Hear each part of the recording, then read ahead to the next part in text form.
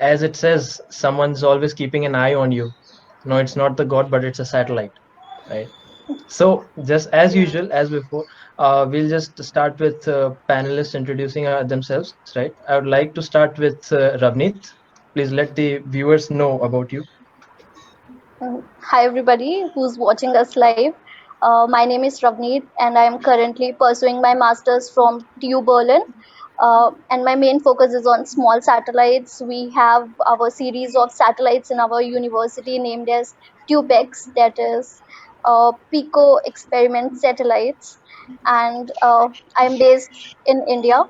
And also, I'm very much interested in analog missions. That's all about me. Okay, that's amazing. And Charmi? Yes. Hi everyone. I'm Charmi Bhatt.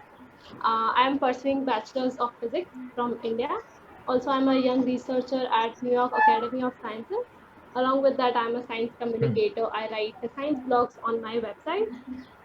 Very happy to see you here. Hope you will enjoy this session. Okay, quite impressive. And Sandeep, although you have been here with us, you were here with us during the last webinar, but still, let's let the viewers know again. Hi everyone who all are watching us, and my name is Sandeep Jangid, and I hail from a small village in Rajasthan. And I pursued my undergraduation from University of Petroleum Energy Studies, Dehradun, in Instrumentation Control Engineering, and I am currently working at Tata Aerospace and Defense. So working towards the self-reliability of India in aerospace and defense sector. So this is my introduction, and I wish to work in this, aerospace field in future and making rockets. Okay, so that was quite a good introduction by all of us, and I would really love to know about all of you and your working background and all. So let's start with the webinar, right? Yes. So we'll just start with a very basic question that we have here on the list, like talking about the satellites. What is actually a satellite? I would like to have opinions of Charmi on this. Yeah, so satellite is a very simple concept. It is basically a small thing which is revolving around a bigger thing. For example, moon is our natural satellite. Moon is revolving around Earth, so moon is a natural Hmm. satellite of Earth. Similarly, Earth is revolving around sun, so Earth is a natural satellite of sun. Also, there are artificial satellites that are man-made, and we Okay. make them revolve around the Earth. Also, there are many All right. sizes of the Uh, satellite. Like the smallest one can be like of 10 centimeter, hmm. and the largest satellite is famously the International Space Station. It is as large as a football field.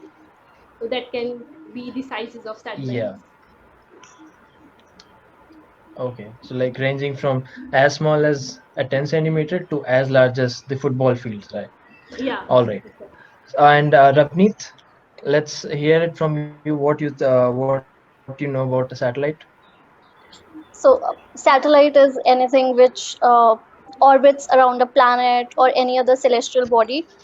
So, if we talk about Earth, then we have satellites revolving in LEO on geostationary satellites, and then we have mid orbit satellites.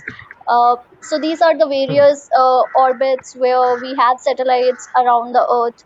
And other than that, I also see satellite as something which is very necessary these in today's generation, because at Hmm. as it has made our life easier, so we have certain services with the help of satellites. So I think it is one of the mandatory factor in today's era.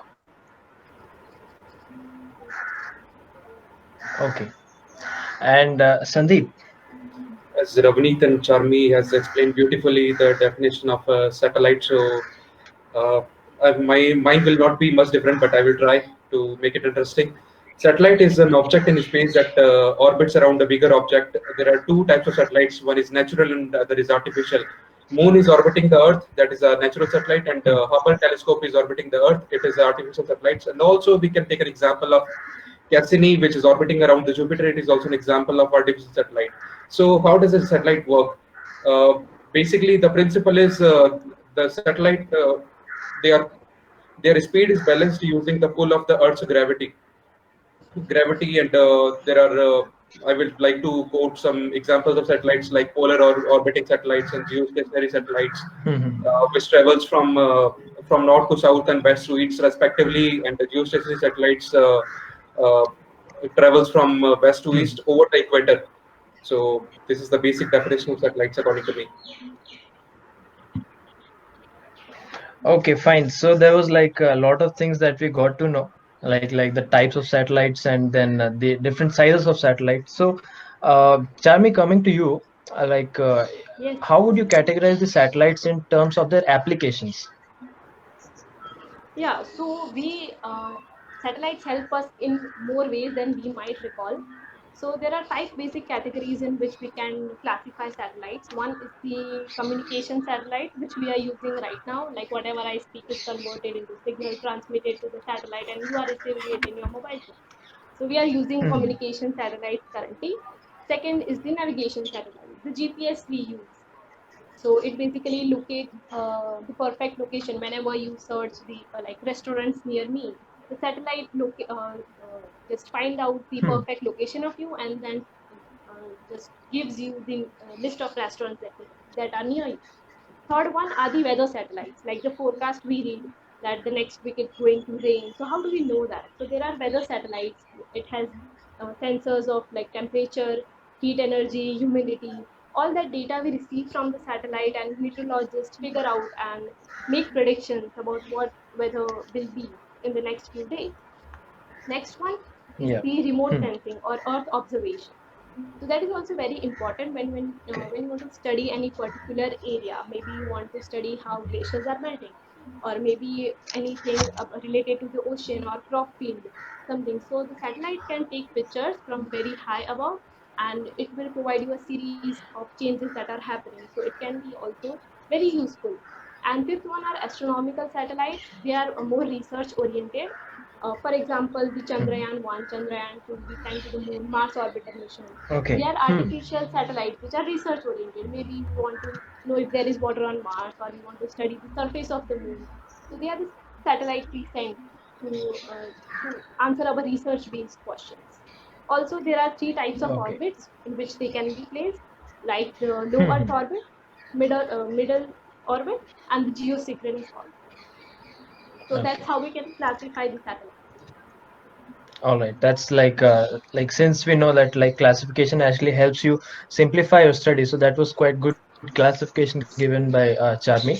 Now, Ravneet, I would like to ask this question: like, what are actually the small satellites, and how would you define a CubeSat and their classes?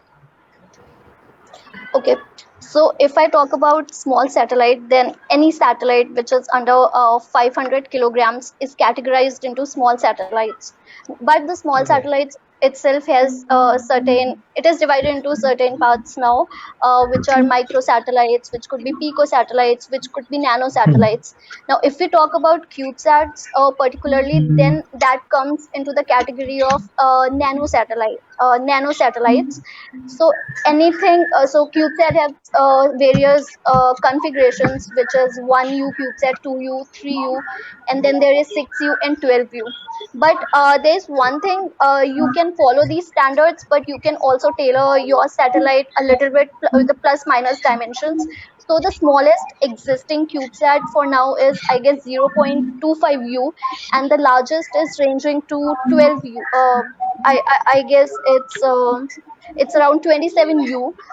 So that's how you can Okay. tailor your particular satellite in terms of your mission objective, or the way you All right. want to have your satellite into a particular category. Okay. So Yeah. since we are talking about the small sats, so Ravneet, I would like to ask you that how do you think that the small satellites are actually going to be the future? So if if we talk today, then small satellites have made our lives really easier in terms of internet. And for example, let's say the mega constellation of the satellites, now they are targeting to provide us 5G internet, for Hmm. example. And the other thing about small satellites is that they have really made students life easier. Like there are various universities who have targeted the satellite designing projects. So this is how we are expanding our academic area as well. And the other thing is small satellites are not just restricted to the low Earth orbit or geostationary orbit. Even now, engineers are planning to send small satellites for the interstellar missions as well. Because with the different kind of Okay. propulsions we have, like magnetic sail propulsion and then it's solar propulsion, it is easier to also send these for the interstellar missions. Okay, cool. And Sandeep, what are your views on the fact that small satellites are going to be the future? Uh, I believe that the small satellites are really going to the future because nowadays what is happening. Like I will start my answer with giving an example that the US is operating its Predator UAVs, Hmm. unmanned aerial vehicles, bombing UAVs to conduct its mission in Iraq, Syria, Iran, and every Yeah. other place. So on that UAV SATCOM systems are used for command and tracking of the satellites. So how these Hmm. are all possible? It is possible due to the satellites placed in our orbits. So how the small satellite will change our future? The small satellites will play a major role reducing the cost and reducing the manpower on building the satellites and getting them Yeah. launched in just a time span of 1 week. Hmm. And apart from that, I believe that the constellation of satellites will play a major role in the upcoming era because there are many places which the large satellites can't cover on the Earth. To cover whole portion. There needs to be many large satellites, so the constellations can be placed and the communication can be relayed between each satellites, and there can be a better coverage over a large area. All right.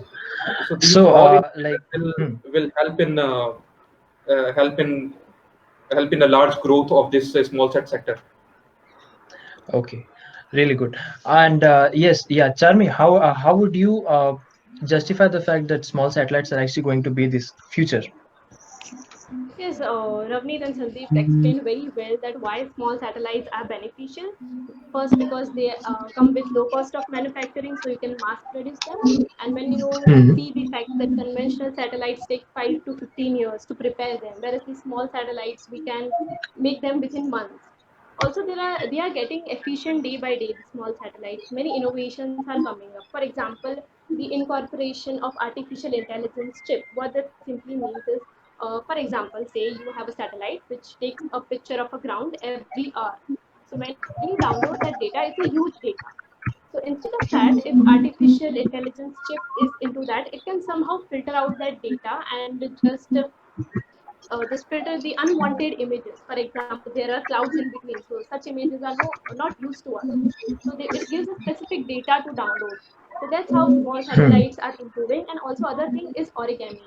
It is a very famous thing which has entered the space sector. It is a Japanese art to fold large, what to Yeah. say, like Hmm. any large Actually, I object. was You can going to fold ask that this the and fit question them. about the origami in satellites.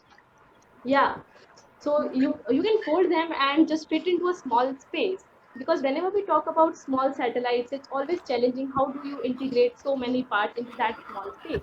So origami is developing, and if we use that in antennas, we no longer have to compromise with the size of antennas in small satellites. So I think All right. it is a very promising piece of technology, small. Okay. So, Also, Deepak, Sandeep, since hmm. I would Yeah, add sure, up please carry on. something also with the new space sector coming into picture, with the privatization of all the companies. What we need is really cost efficient mission. So these small satellites are going to help us to achieve that. And however, these small satellites have one main constraint, that is onboard data processing. So this is something which is a very good research area if somebody wants to look into this. And the other thing is the laser based communication. If we get into it, we can simply beam the data down, and that is one field which can be really explored in the small satellites.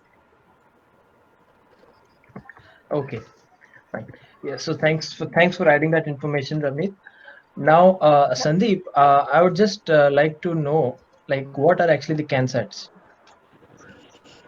Uh, According to me, a CANSAT is a real-time simulation of a real satellite on ground on Earth, so that they are basically used to educate the students about the real satellites, real complexity, and the real integration complexities involved in a real mission. So a CANSAT includes various subsystems like sensors and camera, onboard computer communication systems, electrical power systems structure, and attitude determination and control system.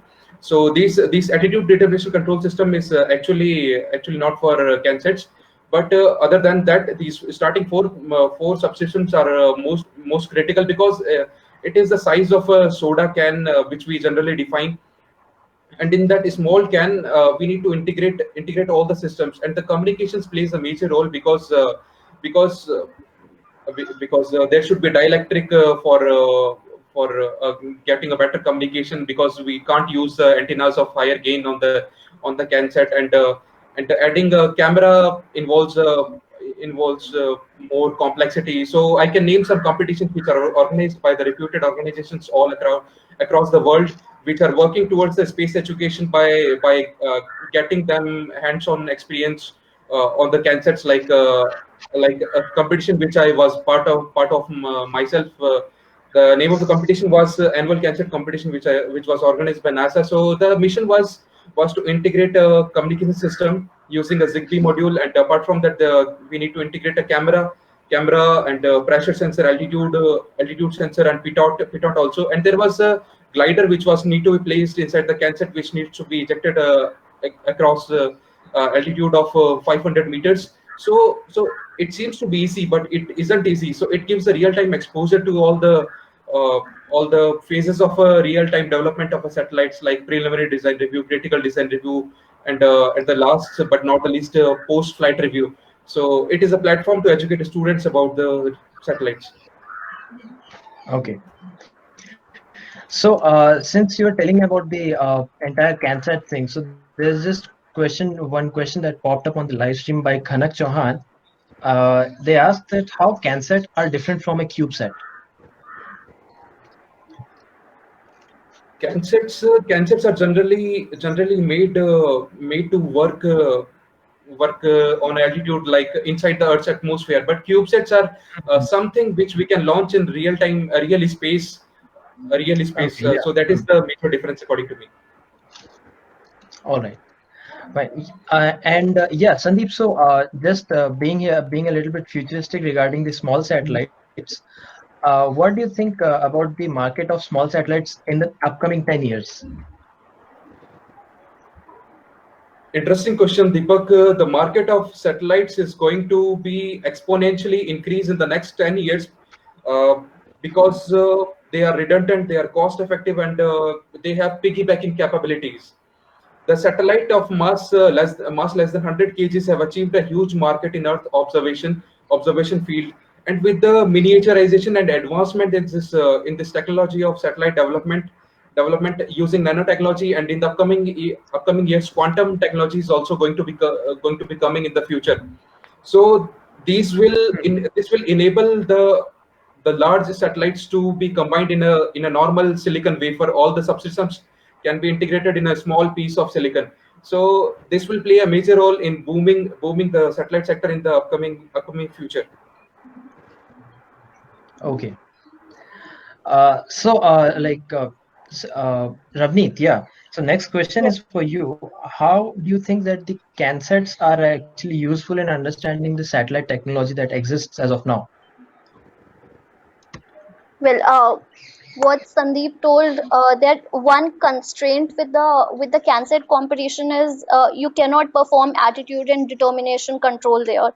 I mean, it is not completely like a CubeSat, but what on a university level you could do is test various subsystems, starting from either structures, let's say a communication system, or onboard data processing system. So if we categorize different systems and we assign the students as per their expertise in particular subsystem, so it's a good learning experience. But if you want to test the entire entire experiment as a CubeSat, then I think a competition more than CanSat is needed, where you can perform all the functions what a satellite does.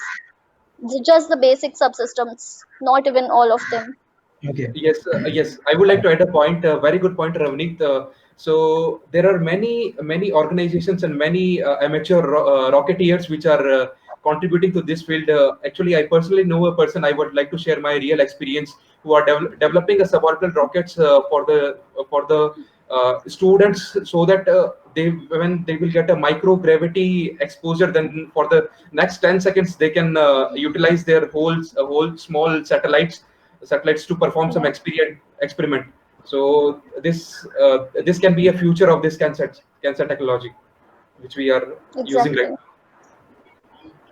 Yes, CanSat competition should be okay. taken a one step further And to get the Charmi, real taste of it. hmm, Yeah, I agree with both of them. I'm saying that CanSat competition should be take one step further to get the students real taste of it. But I think at the beginning level, for the students, it is very important to get the experience, because whenever you design a CanSat, it's like a simulation of real satellite. You get to decide what mission you yeah, want, exactly. what's the mission of the satellite. You decide it, right? What do you want to do with it? Maybe Hmm, you want to measure the heat radiation. Maybe you want to measure the temperature and air pressure. Then you integrate all parts, you test it, and you finally launch it. And when you get that desired data, it is a moment of satisfaction. It gives you the much needed confidence that you can do it. And if you have no experience and if you are interested in space tech, I think building a CanSat can be a good starting. okay. So, okay, fine. So, yeah, the next question is for Sandeep. Like, how can schools and undergrad students can carry out the satellite program? Like, because we know that since the first webinar, we all know that in India school, like a large number of students, they are actually aspiring to become a space scientist or an astronaut or a guggernaut, right? So, from the school level or university level, how do you think that satellite program can be carried out by the students? So this is a very sensitive question which needs to be addressed uh, in the developing India. So I believe CanSat is a nice platform, but still the faculties of the colleges uh, need to encourage the students to cross the line and see their threshold in the field of space science, because there are many universities across India who are now going towards the many various international competitions like ESRA IREC International Rocketry Engineering Competition, which is held in Mexico. So that is a nice platform where we can showcase the skills of the students. I will personally share my experience that faculty was there, Dr. Ugur Guven in my college, who initiated this program in our university, and then we participated in the competitions. We designed the whole rocket using the carbon fiber, and that was a great experience. So the initiative should come from both the management side and also from the student side. So the CanSat is Exactly. a Hmm. good platform to start with. All right. So quite okay, I get your point. Right. So, Charmi, what do you think about this? Yes, Sandeep has covered pretty much all important things. Hmm. If a student wants to get involved in satellite technology thing, there are two ways currently. One is you get involved with any startup. Or second thing is any university. You can check the web page of the universities, and if they are carrying out such programs or such activities, you can just email them and check if they can involve you in their team. Or maybe you can just contact any startup company. I think Okay. that are the ways. I would like to mention the name of one university for the students in Gujarat. There is a Charusat University in Anand. They make student satellites. So anyone from Gujarat, if Okay. they want to Hmm. pursue, they can check out the web page and contact. Okay. Sandeep, there's just a small question for you in the live chat that just popped up by Tavish Isha Gupta. She's asking why carbon fiber and not why not glass fiber? I mean, if you could just tackle this question. Actually, I'm not from a mechanical background, but still, I will try to answer the question. Uh, Carbon fiber is very lightweight, and maybe I think it is cheaper than the glass fiber which we presently have. So, and there are some places in India which works on the carbon fiber. Like there is an industry in Ahmedabad where we got our mold prepared, and all the machinery, we obtained the carbon fiber from them. So there are not many companies in India who deals with the glass fiber yet, apart from the various reputed organizations which we don't have access.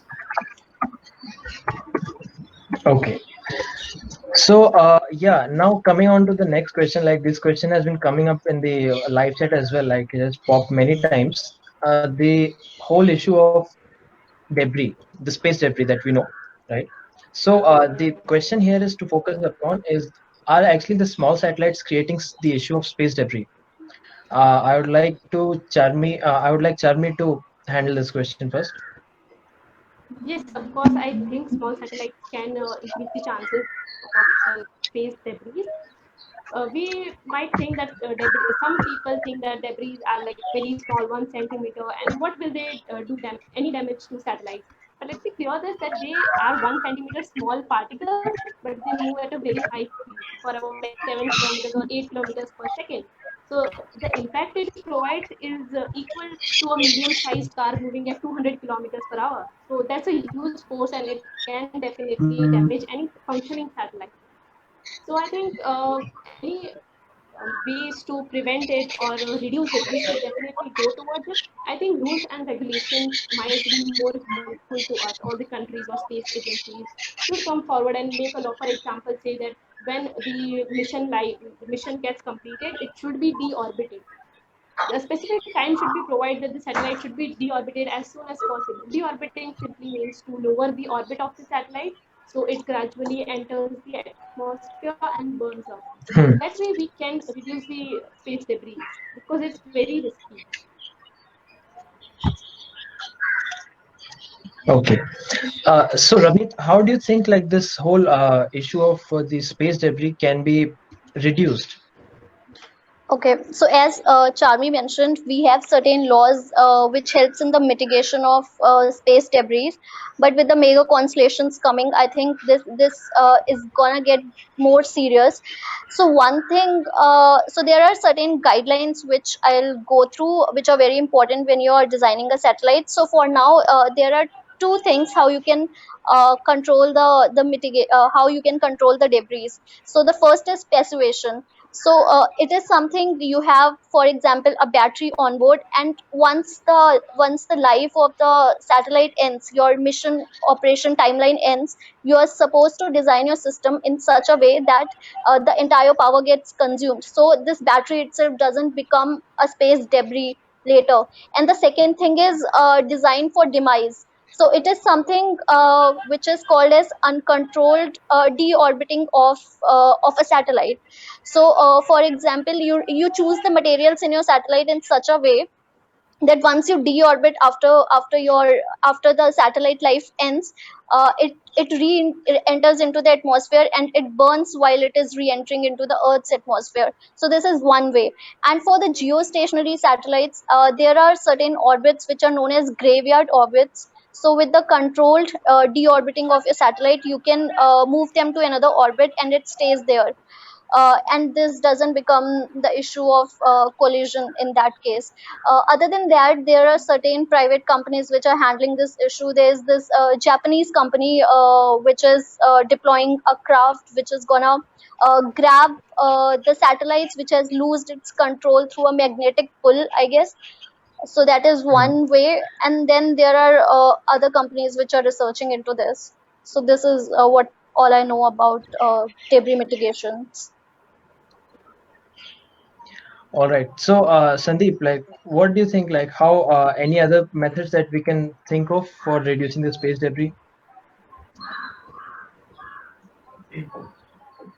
Long back, I was working on the space debris during my college days. So there are possibly two best ways to work on the removal of space debris. One is to throwing them throwing them into the deep space, and the other is pushing them towards the Earth orbit, using the existing thrusters on them while they are going towards their end of life.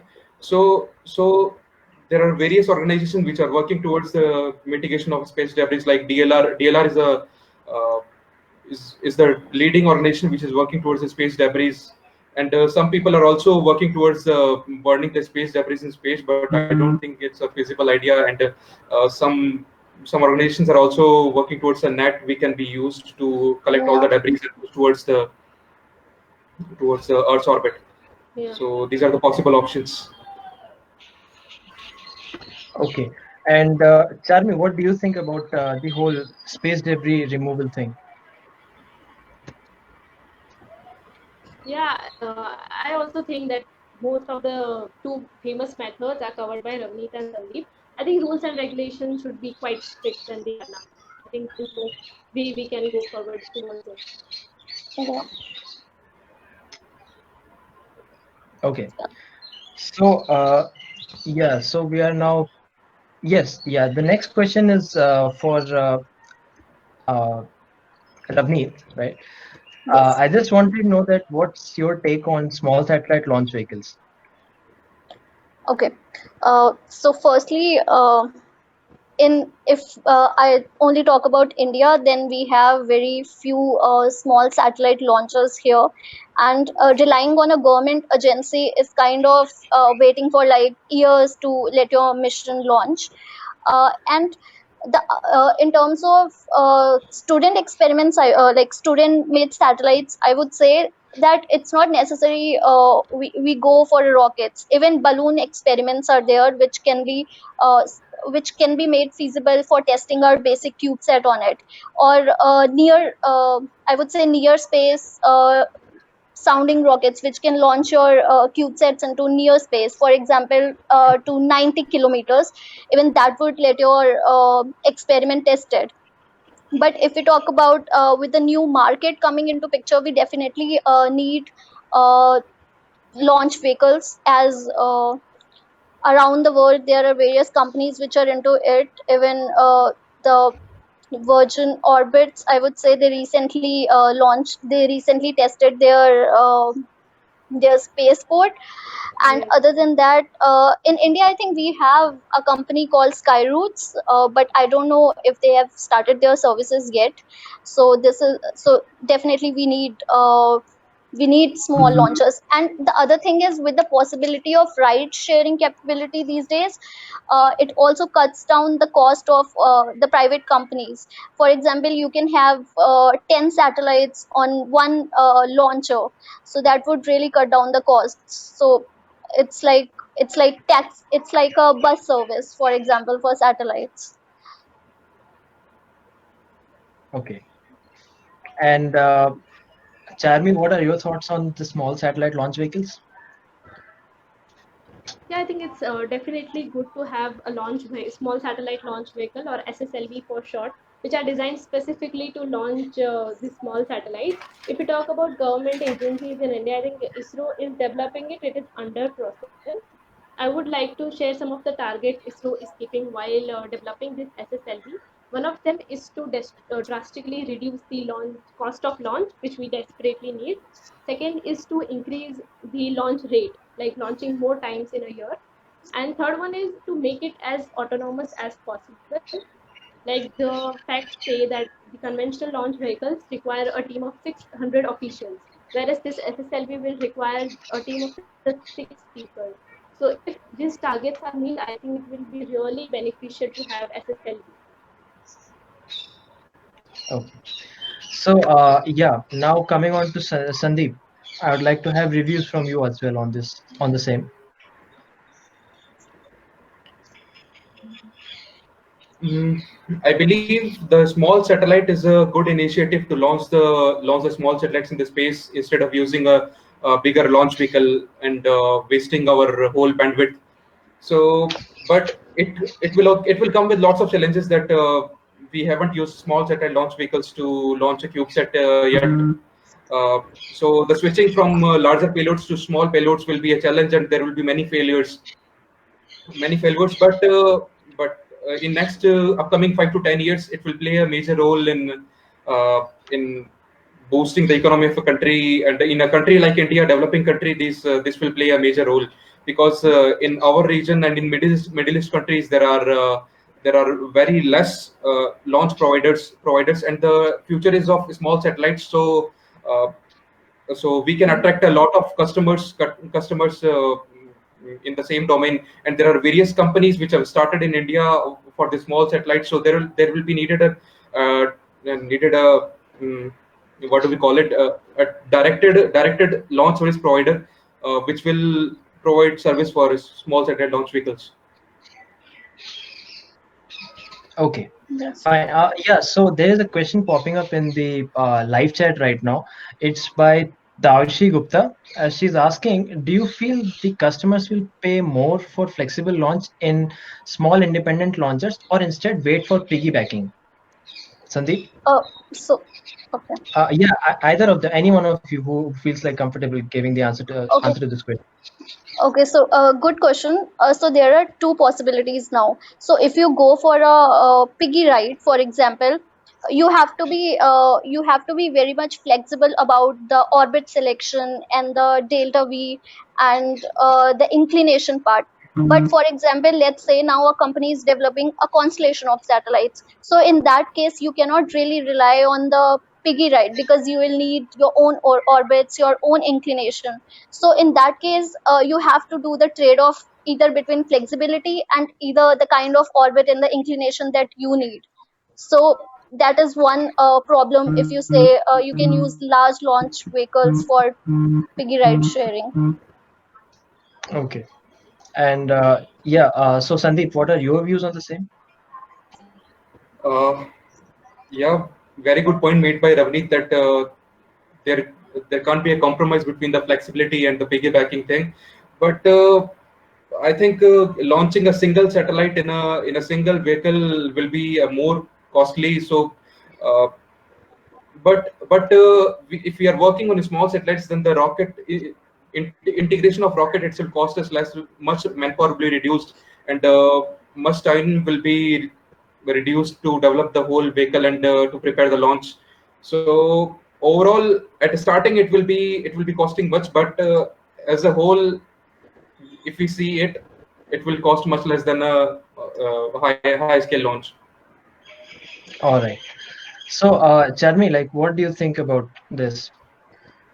Yeah, I agree with both of them. It will be decided by what's the purpose of the satellite you are launching. Maybe you want to have very defined things like I want this orbit or maybe this. So they will go for flexibility, or maybe if there are some budget issues, they can go for the other option. Okay. All right. So, all the viewers who are still joining us, I would really like to know. I would really like you all to know that if you've got any queries regarding the satellite technologies, guys, these three panelists today have got you covered, right? You can just ask questions to them. Just make sure that they are sensible enough, right? And thank you everyone who are joining us right now, right? So, on the behalf of viewers, I would just like all of you to uh, just justify the statement. Like, I would like to start with Charmi. I just want you to justify the statement that how space is for everyone. That's actually, if you know that it's the uh, motto, or what you say, the tagline of space technology and aeronautical rocketry. Yeah, firstly, that's a very beautiful tagline. And definitely, space is for everyone, no matter who you are. Maybe not even a science student, but still you can get into science. Some sectors are getting involved in space. Like who thought architecture would be used in space, but we now want that for building homes on Moon or Mars. So no matter from which field you are, you have a say in the space sector. Okay. And Sandeep, what are your views in space for everyone? Mm, in earlier times, what used to happen, that space was restricted for only for government agencies and the people working in them. There was no outside opinion, and there was less curiosity amongst the people to joining such kind of organization. organization. So now what we are doing, what this space technology and aeronautical rocketry is doing, it is it is increasing the passion towards the space in the students, and letting them know that it is not uh, barrier to their dreams, so they can pursue their career in the space rocketry in private sectors also. It is not only the education which will get to your reputed organization, but it's your skills and it's your dedication towards the work which will also get you to achieve your dreams. Okay. And Rajmeet, what are your thoughts on space being for Well, everyone? as Charmi mentioned, it's a very beautiful tagline. We don't have any borders in space. So Exactly. everybody has access to space, even students, even government or the private industries. And if I talk about in terms of various fields of engineering or any other fields, even management field, the space needs everybody. It needs electronics engineers. It needs doctors. It needs biomedical students. It needs everybody. So space is something where in a room the people could be from different fields and they could work together and make a beautiful system out of it. All right. So, yeah, so this question is actually by Khanak Chauhan. Like, now that we are actually out of questions that we received on the social medias before we started the webinar, now we'll start taking up the questions from the live chat. And so this question was put forward by Khanak Chauhan. They ask, what type of propulsion systems are used in a CubeSat? Any one of you could answer it?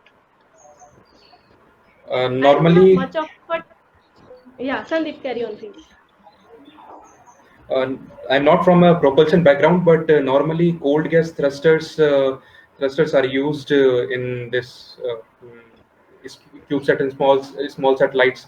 And CubeSat. in CubeSats there are other systems like I would like to cover other domains also, because we have missed the most important, that what satellites work on what frequency, because they varies mm, from a wide spectrum. So the CubeSats Okay. basically will work from the frequency of L band to S band. L band covers our 1 to 2 gigahertz frequency, and S band covers our 2 to 4 gigahertz frequency. We can't use much higher frequency because CubeSats will not have that much power subsystem to provide that much power capability to provide that much power. So we can't switch to larger frequencies.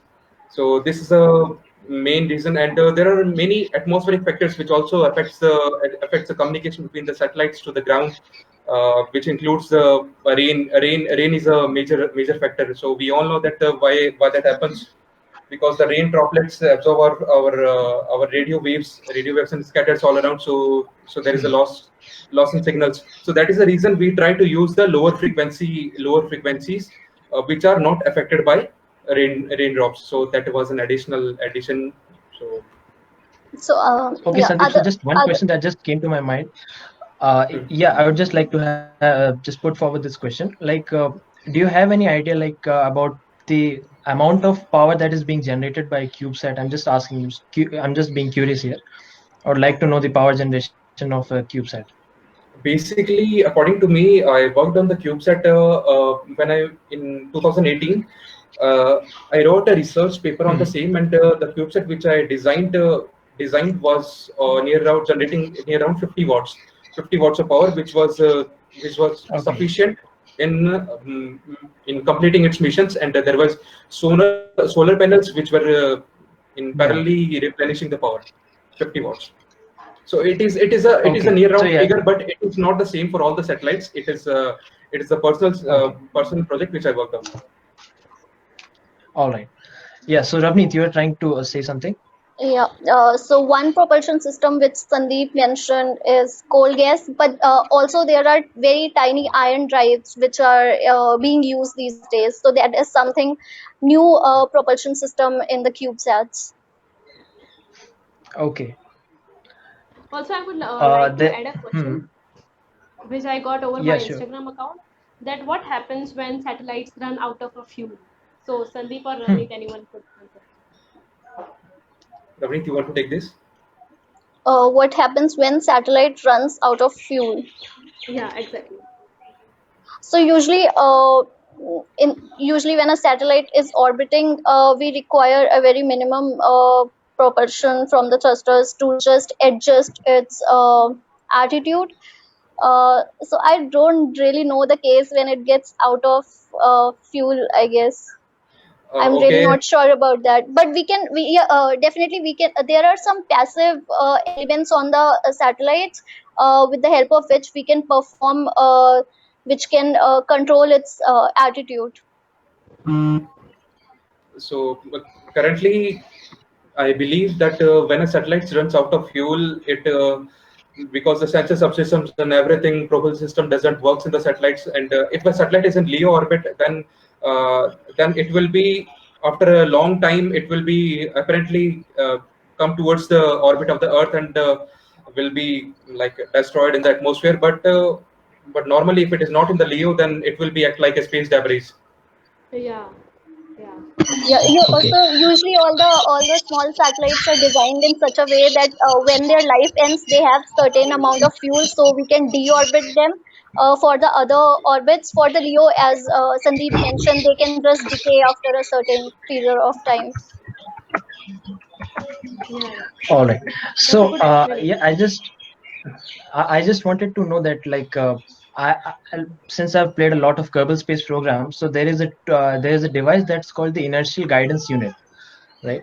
So inertial guidance unit, as far as I know, in the game, it's used to maintain the attitude using uh, by help of the torque, right? That's like you have three wheels, three flywheels rotating in three different axes, and they help you align the rocket towards a specific direction. So Correct. there's this question with by Ishant Savaya is asking. I have heard about the failures of inertial reference units in satellite. Can we improve them? Mm, Yes. I would like to take this question. All right. Nowadays, instead of using the inertial navigation system, we are using star sensors and sun sensors in the satellite, which are more accurate than the inertial navigation system. These both systems, star sensors and INS, works parallelly to give us a more accurate result. And then our magnetotorquers and our reaction wheels and the gyroscope system works in deciding the project, deciding the trajectory of the satellite in which direction it will go. So Okay. now we are continuously So going towards the star sensors and sun sensors in the small satellites. yeah, so All right. we have so if we are using sun sensor, we also use magnetic sensor. So if we are having a direction of sun and we are also having a direction of earth, so we can easily control the satellite. And also the problem with the star sensor is we have a star catalog for the star sensor, but generally star sensors are not that accurate. Because sometimes you can misinterpret the information represented in the star catalog. So for now, sun sensors combined with magnetotalkers are very new in the picture. And I would like to add one more point to this, that in previously in Soviet era, the cruise missiles and ballistic missiles were using image camera to locate the target, like capturing the image of stars and comparing it with the images stored in the drive inside the missile. So so this can be currently utilized in small satellites also, and it has been tested before also, that comparing the image of the star we captured and comparing it with the inbuilt image in our cube satellite to guide the rocket further, guide the satellite. Sorry. Okay, so apart from this, I would like to also tell our audience about the various applications of frequency bands which are available. So this L band and S band are basically used for our GPS, sat phones communication and radar communication, and C band is used for TV networks and satellite communication, and X band is basically used for military radar applications. And there was a question which I encountered by some fellow friend on my Instagram page, ki why the uplink and downlink frequency is different in the satellites. So I would like to answer that question in this platform, that while uplink uplink, we use a higher frequency because the power available at the ground control station is much higher. And while downlink, we use a lower frequency because the power available on the satellite end is very limited. So that is the reason behind using the different frequencies while uplink and downlink. Okay. Like any one of you wants to add something more to it? Yeah, if we are talking about the communication system in the satellites, so nowadays SDR, that is software defined radio, is commonly used. So if anybody is very interested into communication domain, this is the future of the small satellites. So all the companies are switching into software defined radios. Actually, if Ravani talked about this topic, so actually I'm working on the same right now. So I will take a chance to explain this. So software-defined radios are not limited even to satellites. In our normal aircraft application UAVs, we are using the software-defined radios. The one benefit which software-defined radio provides us is that we can change the parameters, we can change the frequency, we can change the bandwidth of our communication system from setting on the ground control station. And there is a program initiated by European Space Agency named as OPS set, in which the students or any fellow companies can upload their code of the control softwares from the ground station, and it can be experimented in real time in space. So the people at the ESA are utilizing the software defined radios to achieve the same thing, to get the satellite recovered in case if anything happens, and maintain the communication. So it is a nice platform for all the applications, whether it is aerospace on the Earth, or it is space outside the atmosphere of Earth. Viewers, please take note of this. The OPS program that is being run by ESA, right? Okay, Also, I so would like to there is ask a another. question. Hmm, Yeah, please carry yeah, on. sure. Okay, yeah. So this question is by Khanak Chauhan. He's asking, do aerodynamic gradient affect CANSAT just like they affect the space satellites? Any three of you would like to take the call? Can you repeat the question? Do aerodynamic gradient affect CANSAT just like they affect space satellites?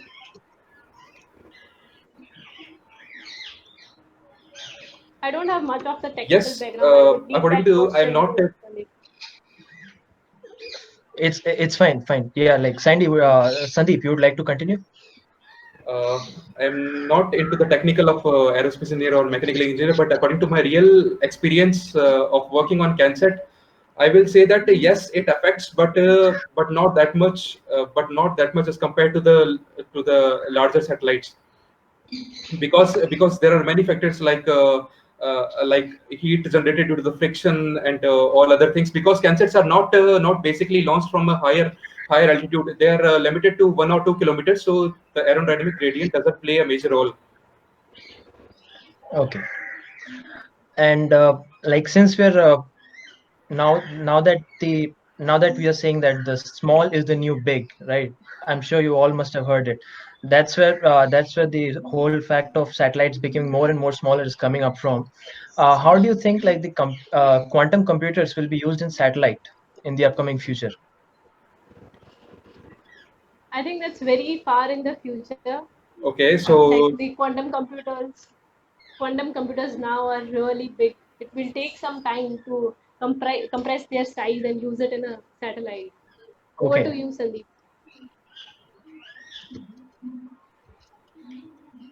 I believe that the quantum computing is the technology of tomorrow, and it will take next 5 to 10 years to to get at a place which we are at right now, because the quantum computers are of a very large size right now. And but many researchers and many scientists believe that uh, in next 10 years we will be able to integrate the quantum technology in is very small space,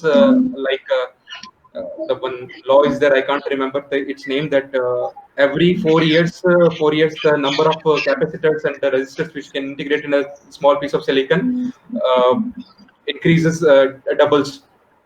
So we have limited, we have reached a limitation, we have reached a threshold, we can't go any further. So now the quantum computing will enable us to integrate the several thousands and lakhs of components in a small piece of silicon. So it is the technology of tomorrow, and it will enable to integrate a small set, integrate in a small set of components the components of a larger satellite. Okay. Yeah. So there is another interesting question from Ishant Savaya. He asks, do we have to control the maneuvers from here, that's the ground station, or do the satellites do it on their own? I think I can answer this question. So Sure. usually what happens is everything is pre-programmed in a satellite to control the maneuvers. You don't usually sit in a control room and control them. But yes, definitely you receive the telemetry all the time. So in case something goes wrong, then there is a possibility of manual maneuver as well. Uh, yeah. Also, since recently we also talked about SDR, for example, that is software defined radio. So you can literally change the program sitting in your control room, and you can modify your frequency so it can operate at the desired frequency. So that is the kind Okay, of so thing you can do. All right. I also want to answer this question that as many of us have seen the movie Uri recently, in that Yes. that our national security advisor asked the chief of ISRO to point a satellite towards a specific region of POK. So yes, it is done in real time, and in military applications, it is done very extensively. We don't even know that where they are looking at in real time. So yes, it is possible to control the satellite from the ground control station. Yeah. And Charmi, would you like to add something more to it? No, no, that's about it. It really All depends right. on the applications. For example, in the case of fire detecting satellites, then you need to point at the desired location where the uh, mitigation steps are required. So it really depends on the application of the satellite. All right. So I guess now we are out of all the questions, like even all the questions that we came across during the live chat, it's all over. So it was really nice to have such an impressive audience. They were all really curious to know about the satellite subsystems and the working of the satellite and other propulsion systems and all the other aspects of the satellite, right? So it was really nice to have such audience. And at the same time, I would like to thank all of you for sharing your time with us and actually helping them out with the big problems out there which they always wanted to know about. Right. So really thanks, and to all the viewers, I would love you all to know that uh, on 19th of on coming 19th we'll be having another webinar, that's Mars, the next big step. And that webinar will be having the panelist as Mr. Sean Moss, who is a TEDx speaker. You can you can also watch his TED talk on YouTube as well. We'll be getting to know how actually the humanity can go from Earth to the Mars, right? So that, I guess that's it for today, guys. Thank you. It Deepak, was really nice I would meeting like all of you. I would like to take a Yeah, chance to sure. appreciate all the viewers that your questions were really great and we enjoyed this webinar. So keep posting your questions in the comments when the next session happens on 19th, and all the best. Happy Yeah. quarantine. Yeah, Stay safe. thanks to all for Yeah. joining in. Thanks to all.